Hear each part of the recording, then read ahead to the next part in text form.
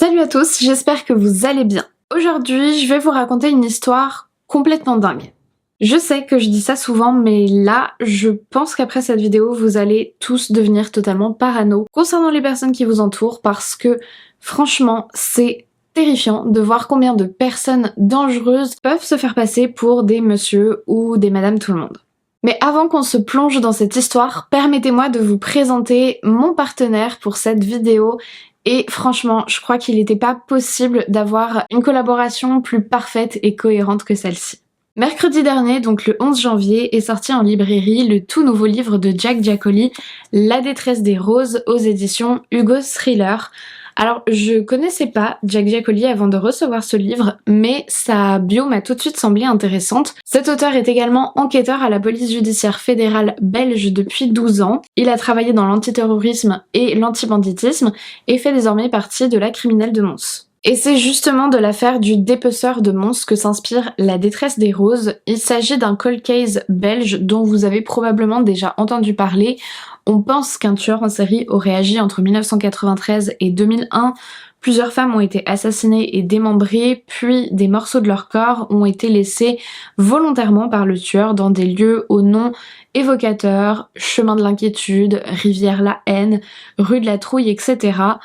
Aujourd'hui encore, le ou les coupables n'ont pas été arrêtés. Dans ce livre, l'écriture de Jack Giaccoli m'a immédiatement plu parce que elle est simple, claire et percutante. Elle va vraiment vous plonger dans le bain, si je puis dire, en vous faisant alterner les points de vue entre ceux des enquêteurs et celui du tueur. La violence est bien présente dans le roman, il faut avoir le cœur bien accroché, mais pour ça, je sais que ce sera pas un problème pour vous. Vraiment, ce roman a été une super découverte que je suis ravie de vous partager. Si jamais vous aimez les polars, vous allez vous régaler avec La détresse des roses et je vous invite à vous le procurer chez votre librairie préférée au plus vite. Pour vous gâter, Hugo Thriller m'a également proposé de vous faire gagner 5 exemplaires de ce livre. Donc si jamais vous souhaitez participer au tirage au sort, vous pouvez vous rendre sur mon compte Instagram dès à présent. Il vous suffira de lire les conditions de participation là-bas. Bonne chance à tous et encore merci à Hugo Thriller et à Jack Giaccoli de m'avoir proposé cette collaboration. Sur ce, on va passer à l'affaire du jour. Alors comme d'habitude, je vous laisse vous installer bien confortablement, éteindre vos lumières et dès que vous êtes prêts, c'est parti.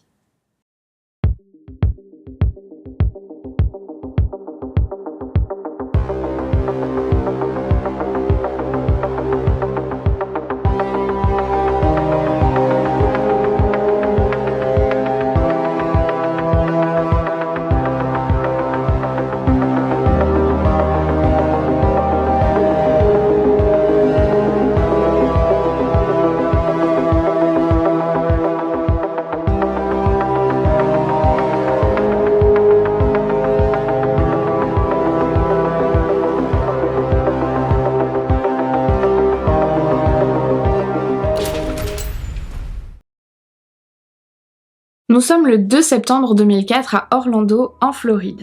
Michelle Lynn Jones, 37 ans, directrice de la publicité chez The Channel Golf, reçoit sa tante et son oncle chez elle après qu'ils aient évacué leur domicile pour échapper à l'ouragan Ivan qui risque de faire des ravages dans les Keys, au sud de la Floride. Michelle est très proche de sa tante Teresa Brandt, dit Terry. Elles n'ont même pas tout à fait 10 ans d'écart et se sont toujours plus considérées comme des sœurs que comme une tante et sa nièce. Michelle est donc ravie d'accueillir pour quelques jours Terry et son mari Charlie, avec qui elle s'entend très bien aussi. Le séjour s'annonce vraiment sympa. Michelle, qui est célibataire, vit seule dans une grande maison très cosy, décorée avec soin, avec piscine et jacuzzi. Au final, l'évacuation a un petit arrière-goût de vacances. Sauf que, vous vous en doutez, si je vous parle de cette histoire, c'est parce qu'elle va virer au drame. Les premiers jours se passent effectivement très bien. Les Brandt sont ravis de retrouver leur nièce, il y a des amis qui passent à la maison, tout le monde a l'air parfaitement heureux de passer tous ces moments ensemble. Mais une dizaine de jours après l'arrivée du couple Brandt, l'ambiance commence à s'assombrir un peu. Le 13 septembre, Terry appelle sa sœur et lui indique qu'elle souhaitait rentrer chez elle aujourd'hui, maintenant que la tempête est passée, pour vérifier que la maison va bien, mais que son mari Charlie a insisté pour rester une nuit de plus chez Michelle. Des petites tensions semblent naître au sein du couple Brent cette journée-là, et le soir, Michelle Jones est carrément obligée d'appeler sa copine Lisa pour annuler le dîner prévu chez elle. Elle explique à son amie que son oncle et sa tante ont un petit peu trop bu et qu'ils arrêtent pas de se disputer, qu'elle est fatiguée et qu'elle préfère aller se coucher, donc il vaut mieux décaler le repas à un autre soir. Le lendemain, personne ne reçoit de nouvelles de Michelle, ni son amie Lisa, ni son autre meilleure copine Debbie, ni même sa mère Marie-Lou dont elle est pourtant très proche et qu'elle appelle tous les jours. Le 15 septembre, ça fait maintenant 1 jour et demi que Michelle ne répond plus aux appels, ce qui inquiète énormément sa mère et ses amis. Debbie, donc la copine et voisine de Michelle Jones, se rend chez la directrice de publicité tout en étant au téléphone avec la mère de cette dernière. Elle s'approche de la porte d'entrée, frappe, mais pas de réponse. Elle introduit le double des clés dans la serrure, mais impossible d'ouvrir, d'autres clés doivent être restées du côté intérieur. Debbie contourne la maison et s'approche du garage, dont toute une partie de la porte est vitrée, et là, c'est le choc. Dans le garage, Debbie aperçoit distinctement Charlie Brent, l'oncle de Michelle, enfin plutôt son corps, pendu au plafond avec ce qui semble être un drap. C'est la police qui prend la relève. Entrant par le garage, les enquêteurs trouvent effectivement le cadavre de Charlie, les pieds dans le vide, dans un état de décomposition déjà avancé à cause de la chaleur des 2 derniers jours. Ils poursuivent leurs investigations dans la maison et ce qu'ils découvrent semble tout droit sorti d'un film d'horreur. Dans le salon, le corps de Terry Brent est affalé dans un fauteuil. Elle a manifestement été poignardée en plein torse à 7 ou 8 reprises, tellement violemment que la lame a même abîmé le fauteuil sous elle. Quant à Michelle, son corps est retrouvé allongé sur son lit. La scène de crime est une véritable boucherie. Elle a été poignardée 1 fois en plein torse, puis décapitée. Son torse a été ouvert de haut en bas, son cœur ainsi que d'autres organes ont été arrachés et sa jambe gauche a été amputée. Tous les morceaux de son corps ont été disposés avec précision sur le lit, les uns à côté des autres. Le tueur a même pris la peine de brosser les cheveux de Michelle en arrière pour bien lui dégager le visage. Le sol est jonché de culottes et de soutien-gorge découpés en 2. Des vêtements ensanglantés d'hommes, ceux que portait le tueur, sont déposés en tas un petit peu plus loin. Aucun signe d'effraction n'est constaté, ni même de traces de lutte à l'intérieur de la maison. Étant donné toutes ces premières observations, les enquêteurs se rendent à l'évidence. Charlie Brent a très probablement assassiné sa femme en la poignardant à de nombreuses reprises dans le fauteuil, avant de s'en prendre à sa nièce, de lui faire subir toutes ces atrocités, puis de se donner la mort dans le garage. Les armes utilisées sont d'ailleurs retrouvées, il s'agit des couteaux de cuisine de Michelle. Pour tous les proches de Michelle, Terry et Charlie, la nouvelle est aussi violente qu'incompréhensible.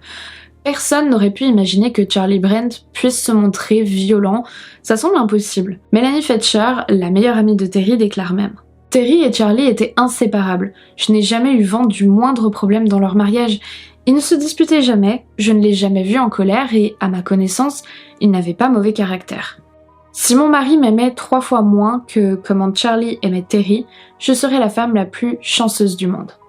Alors, non, Mélanie, je me doute que tu étais sous le choc lorsque tu as déclaré ça, mais quand même, je ne crois pas que cet exemple soit très juste ou approprié. Cela dit, comme je vous le disais, tous les proches du couple étaient d'accord pour dire qu'il ne semblait pas y avoir de soucis avec Charlie ou dans son mariage avec Terry.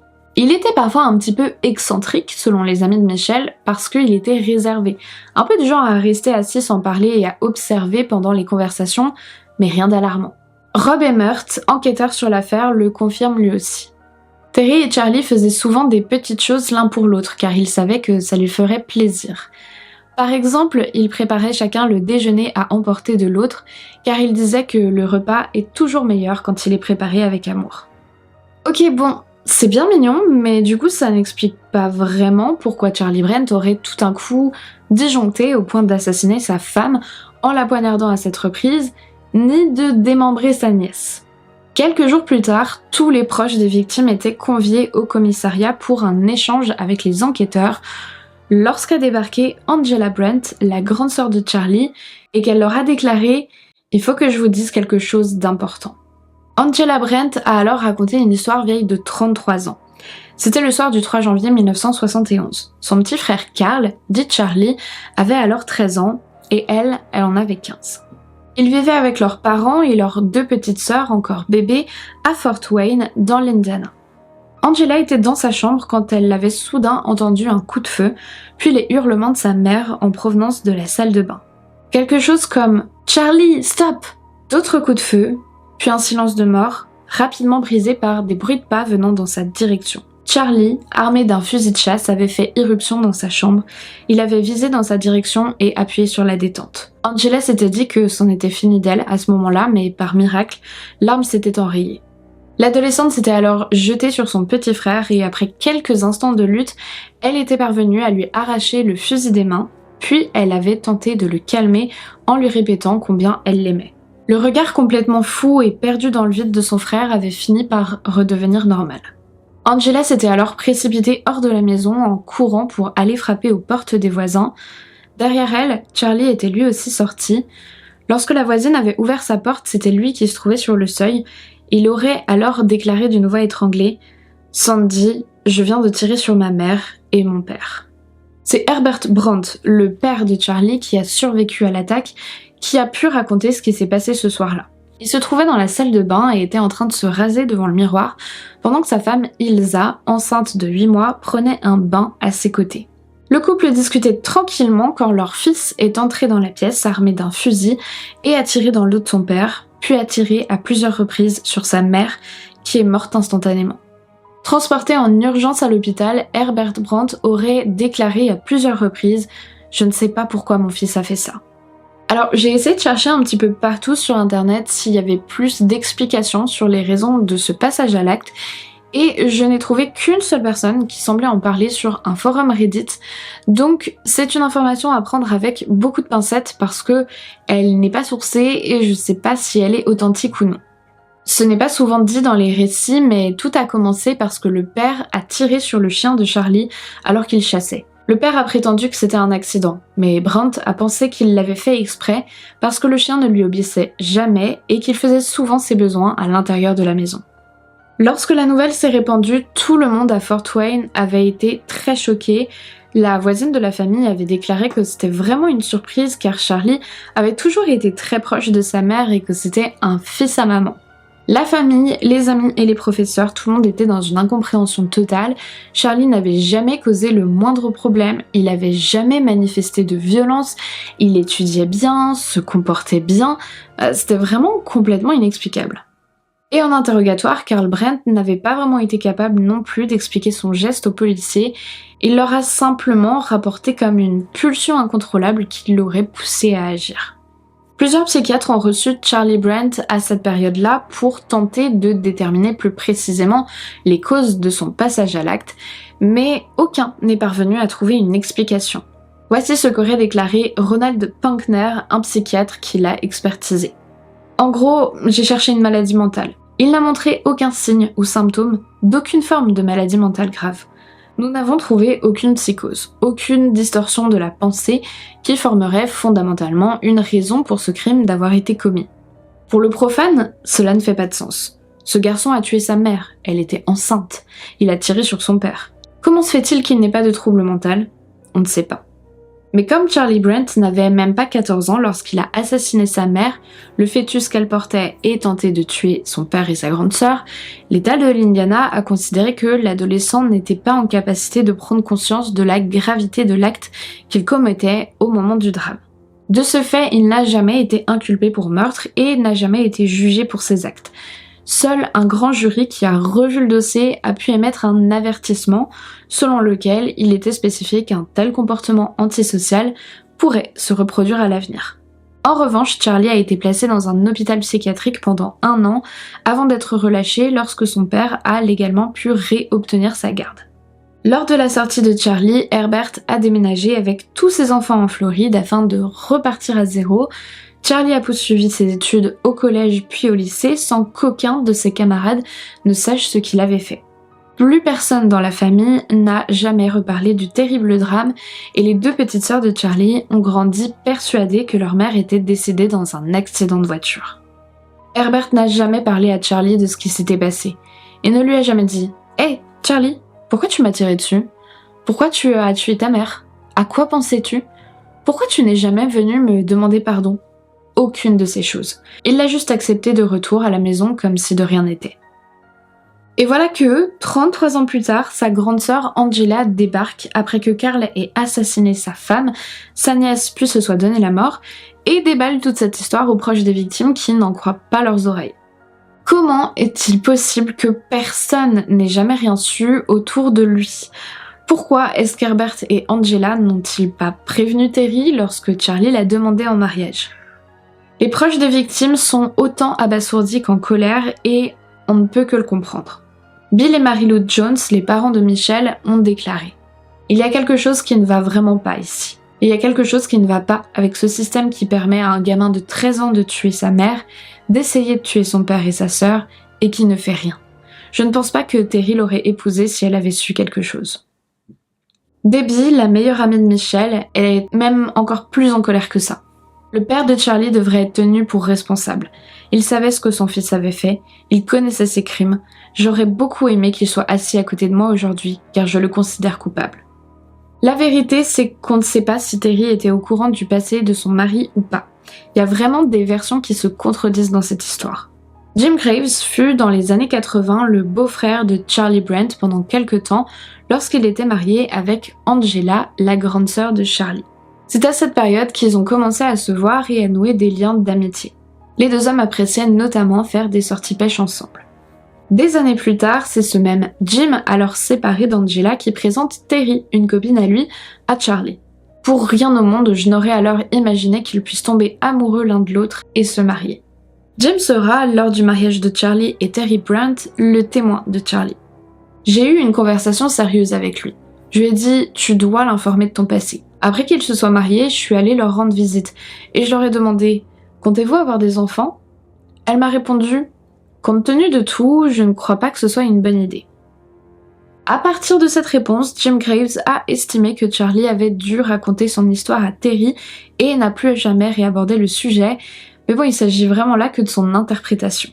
Quelques années plus tard, Jim Graves s'est éloigné peu à peu du couple Brent. Il évoque quand même un souvenir très bizarre. On avait bu quelques bières et on passait la journée à pêcher et tout. J'étais déprimée ce jour-là. D'une manière ou d'une autre, on a commencé à parler de vengeance. Vous savez, parfois vous êtes blessé et vous avez besoin de relâcher la pression. Je crois qu'il m'a regardée et il m'a dit « Eh bien, si tu veux vraiment te venger, tu devrais tuer quelqu'un et lui arracher le cœur. » Ça m'avait vraiment fait flipper à l'époque. Pas vraiment étonnant que Jim se soit éloigné de Charlie quelques temps plus tard, mais je sais pas, ça aurait été bien qu'il en profite pour avertir Terry, je trouve. Revenons-en en 2004, c'est la perquisition au domicile des Brent qui va mettre à jour de nouveaux éléments qui permettent d'entreapercevoir la psyché de Charlie Brent. Lorsque les enquêteurs sont arrivés sur place quelques temps après le double homicide et le suicide d'Orlando, les policiers ont trouvé une maison barricadée avec soin pour éviter les dégâts de l'ouragan. Ils ont tout de suite remarqué la minutie de Charlie qui avait découpé des grosses planches pile aux bonnes dimensions pour chaque porte, chaque fenêtre. Mais bon, honnêtement, rien d'étrange là-dedans, c'était même plutôt normal de la part d'un ingénieur, ce que Charlie était puisqu'il travaillait comme technicien radar dans une boîte d'aérospatiale. À l'intérieur, tout est également à cette image, la maison est bien rangée, propre, on voit que les habitants s'en sont bien occupés, mais certains petits détails vont sauter aux yeux des enquêteurs, des éléments qui peuvent vraiment prendre de sens que lorsqu'on sait ce qu'a fait Charlie Brent. L'inspecteur Emmert entre dans la chambre des époux. À première vue, rien d'anormal. Il referme la porte derrière lui et là, surprise, un poster médical est scotché au dos de la porte, un poster qui le met extrêmement mal à l'aise. C'était une image anatomique d'une femme de dos. Ses cheveux étaient relevés en chignon, ce que je n'avais jamais vu jusqu'alors. Et cela représentait le squelette et le système musculaire. Charlie et Terry ne travaillaient pas dans le milieu médical. On ne trouvait aucune raison pour ce poster d'être là. Qu'est-ce qu'il faisait chez quelqu'un ?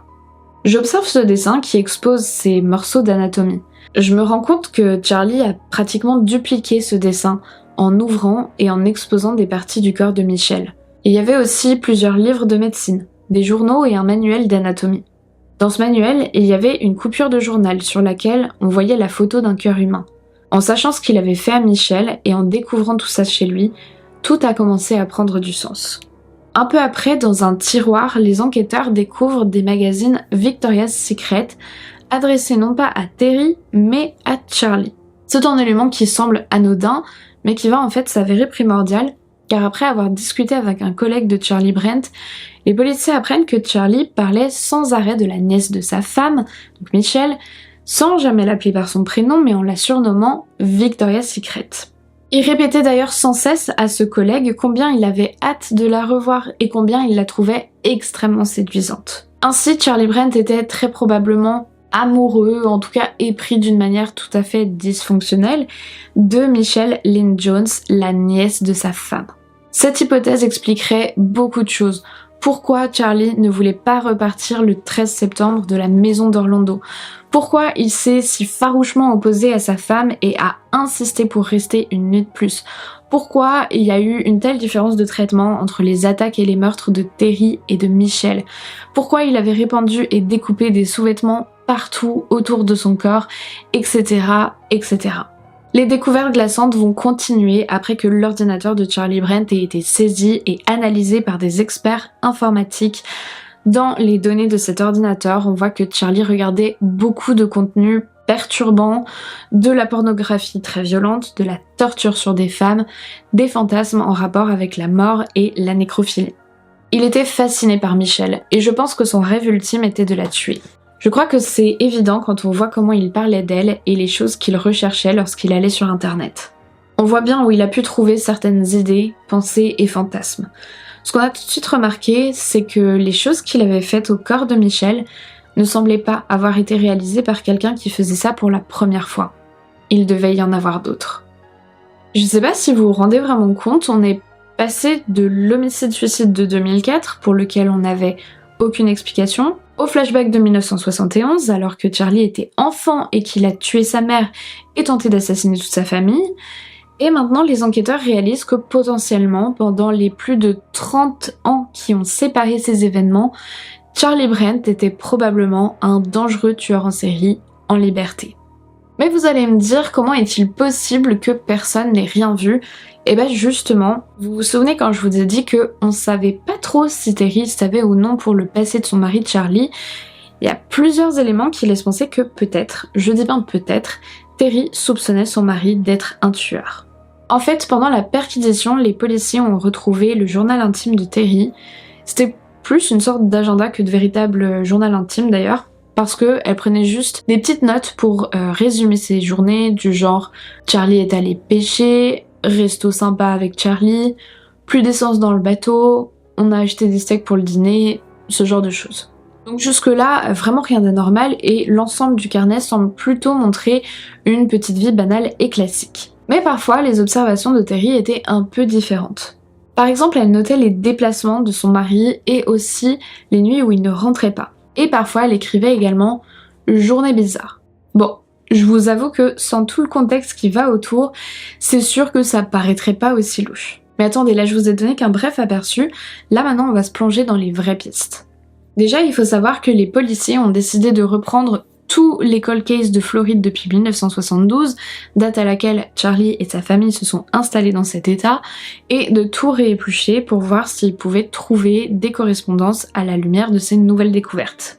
Je crois que ça a été un travail de titan parce que vous imaginez bien le nombre d'affaires que ça représente. Au final, après avoir fait un énorme tri et filtré en fonction des caractéristiques spécifiques à Charlie Brent, les enquêteurs se sont retrouvés avec une liste réduite à 26 affaires dans lesquelles ils pouvaient vraiment être suspectés. L'une de ces affaires allait premièrement attirer l'attention des policiers, il s'agissait du cas du meurtre de Darlene Toller le 24 novembre 1995. Darlene était une travailleuse du sexe du quartier de Little Havana à Miami, dont le corps sévèrement mutilé a été retrouvé sur un bord d'autoroute. La victime avait la tête décapitée et son cœur avait été arraché. Vous allez me dire c'est déjà pas mal, mais il y a plus. Le corps de Darlene Toller, lorsqu'il a été retrouvé, était enroulé dans une couverture, elle-même enroulée dans une sorte de bâche en plastique. Or, sur la couverture, des poils de chien avaient été retrouvés en grand nombre et des poils de chien très similaires ont également été découverts à l'arrière du camion que conduisait Charlie Brent. De plus, Charlie Brent tenait un registre des kilomètres qu'il parcourait quotidiennement Et le jour du meurtre de Darlene Toller, ce registre indique qu'il a parcouru une longue distance correspondant à celle d'un aller-retour entre les Keys et Miami. On est d'accord, ça fait déjà beaucoup d'indices qui convergent vers Charlie Brandt, mais attendez, il y a une autre affaire qui va ensuite encore plus attirer l'attention des enquêteurs. Le 16 juillet 1989, un homme pêche depuis l'un des ponts reliant l'île de Big Pine Key à son île voisine Little Torch Key. Soudain quelque chose mord sur sa ligne. Excité par la belle prise qu'il semble venir de faire, il mouline pour faire remonter le fil lorsqu'une expression d'horreur traverse son visage. Au bout de son hameçon, il y a un coup d'humain. Il s'agit du corps de Cherry Berrichot, une marginale, sans abri qui vivait sur une annexe à 400 mètres de la maison de Charlie Brandt. Son corps est extrêmement mutilé, la tête a été quasi décapitée avec un couteau, son torse est ouvert de haut en bas avec une précision chirurgicale et son cœur a été retiré. Le témoignage d'une personne ayant vu un homme louche sur ce pont la nuit même du meurtre avait permis d'ailleurs en 89 d'obtenir un portrait robot du suspect et ce dernier ressemble étrangement à Charlie Brandt. Et il y a pire encore. Vous vous souvenez de Jim Graves, l'ex-beau-frère de Charlie, qui avait présenté Terry et Charlie. Quelque temps après le meurtre de Cherry Berrichot, il avait rendu visite à son amie Terry et cette dernière lui avait confié avoir des doutes sur son mari. La nuit du meurtre, Charlie était rentré à la maison, trempé et couvert de sang. Il avait prétexté rentrer d'une partie de pêche, mais cet événement avait éveillé les soupçons de Terry. Elle avait déclaré à Jim « Tu sais, quelqu'un a été assassiné pas loin de la maison, j'hésite à contacter le shérif à cause du passé de Charlie. » Jim avait alors tenté d'en parler à son ami. « Tu sais que ta femme te suspecte d'avoir commis ce meurtre ?» Et Charlie lui avait répondu laconiquement « Ce n'est pas moi qui ai fait ça. » Ce fut d'ailleurs la dernière fois que Jim Graves a eu un contact avec les Brandt. Terry connaissait-elle donc le passé sombre de son mari Charlie? L'a-t-elle réellement suspecté d'être le meurtrier de Cherry Berrichot? Pourquoi n'a-t-elle pas contacté le shérif? Avait-elle peur de Charlie ou bien est-ce qu'elle a préféré croire qu'il n'était pas capable de commettre un acte aussi violent? Est-ce pour ça que par la suite elle a commencé à noter les allées et venues de son mari ainsi que diverses observations concernant son comportement? Que pensait-elle de son intérêt très poussé pour l'anatomie humaine? Était-elle à l'aise avec le fait qu'il se procure des manuels de médecine et qu'il affiche ce fameux poster dans leur chambre? A-t-elle reparlé de ses doutes en septembre 2004 et se pourrait-il que ce soit ça qui ait déclenché le passage à l'acte de Charlie Brandt? Personne ne semble malheureusement pouvoir répondre à ces questions. Les amis et la famille de Terry semblent catégoriques sur le fait qu'elle ne connaissait pas le passé de Charlie. Selon eux, Terry était incapable de garder un secret et surtout pas pour ses amis et ses sœurs avec qui elle partageait tout. Si tu disais à Terry « j'ai quelque chose à te dire mais c'est vraiment entre toi et moi », l'information se répandait partout. C'était toujours comme ça. Elle était une personne joviale, drôle, mais si on lui confiait la moindre chose, ça se répandait comme une traînée de poudre. Aujourd'hui, sur les 26 cas que la police avait trouvés qui pourraient potentiellement avoir un lien avec Charlie Brandt, seuls les 2 que j'ai détaillés précédemment ont été officiellement reconnus. Pour les autres, ça signifie pas que c'était pas lui, mais juste on n'a pas suffisamment d'éléments pour affirmer qu'il était bel et bien coupable. Cela dit, comme vous l'avez compris, Charlie Brandt correspond à la définition classique d'un tueur en série, à savoir avoir fait 3 victimes ou plus avec des pauses entre chaque. Là, c'est effectivement bien le cas, en comptant la fusillade de 1971, le meurtre de Cherry Berrichot en 89, celui de Darlene Toller en 95, puis l'assassinat de Terry et de Michelle en 2004. Le truc, c'est qu'honnêtement, c'est difficile de croire qu'il n'a pas fait plus de victimes. Vous le savez, je pense, mais c'est assez rare que des tueurs en série fassent d'aussi longues pauses dans leur parcours criminel. C'est pas impossible non plus, on en a déjà vu, mais c'est vraiment très rare. Moi, ce qui me terrifie le plus dans cette histoire, au final, c'est pas tant de ne pas savoir pourquoi Charlie Brandt était un tueur. On n'aura certainement jamais l'explication parce qu'il est mort sans laisser de notes et je pense qu'il y a de grandes chances que lui-même n'avait pas la réponse parce qu'il n'avait pas une capacité à prendre du recul pour pouvoir expliquer ses actes. Donc ça, c'est flippant, certes, mais pour moi, c'est pas le pire. Le pire selon moi, c'est qu'il a jamais été suspecté de son vivant. Le type avait quand même des fantasmes de dissection, de démembrement, il était visiblement fasciné par la mort depuis son plus jeune âge, il assouvissait ses fantasmes immondes sans prendre tant de précautions que ça quand même. Sérieusement, parce que quand tu es aperçu par un témoin qui peut faire ton portrait robot, quand tu te pointes chez toi couvert de sang, quand tu te vantes auprès de tes amis d'arracher des cœurs alors que tu es déjà un tueur avéré qui a assassiné sa mère enceinte de 8 mois, c'est que t'es quand même sacrément confiant et que tu fais pas beaucoup d'efforts pour te cacher. En vrai, je pense que Charlie Brent aurait pu continuer encore longtemps si c'en était pas pris à des membres de sa famille. Et ça, c'est terrifiant, parce que personne autour de lui ne se doutait de rien. Pourquoi les gens ne se doutaient de rien? Est-ce que c'est parce qu'ils ne savaient pas ce qu'il avait fait dans le passé? Mais en vrai, qui peut être certain de connaître parfaitement le passé de ses proches? Personne. Vraiment, personne. C'est impossible. Et c'est ça qui est totalement flippant. Toutes nos relations aux autres reposent forcément sur de la confiance. On ne sait pas ce qu'ils font lorsqu'ils sont seuls, on ne sait pas à quoi ils pensent, on ne sait pas quels sont leurs fantasmes et leurs secrets les plus enfouis. On est probablement beaucoup plus nombreux que ce qu'on croit à avoir déjà côtoyé des gens dangereux. Peut-être qu'on les côtoie même encore aujourd'hui. Voilà, je vais m'arrêter ici pour cette vidéo. Alors oui, c'est vrai, ça me ressemble pas de m'arrêter sur un truc aussi flippant et négatif, mais sérieusement, comment voulez-vous que je fasse autrement après une histoire pareille? Je suis désolée pour toutes les personnes qui n'arriveront pas à dormir après cette vidéo et qui se feront plein de films dans leur tête. Je vous conseille fortement d'aller vous changer les idées. Si vous êtes en mode même pas peur, filez donc lire La détresse des roses de Jack Giaccoli aux éditions Hugo Thriller. Je vous rappelle qu'il y a actuellement un concours sur ma page Instagram pour tenter de remporter un des 5 exemplaires qui sont mis en jeu. Moi, je vous fais de très gros bisous, je vous dis à la semaine prochaine pour une nouvelle vidéo. Et en attendant, comme d'habitude, n'oubliez surtout pas de rallumer vos lumières. But I won't give up now, because I've nearly broken out from this nightmare I've been living in. Will you whisper in my ear those 3 words I long to hear?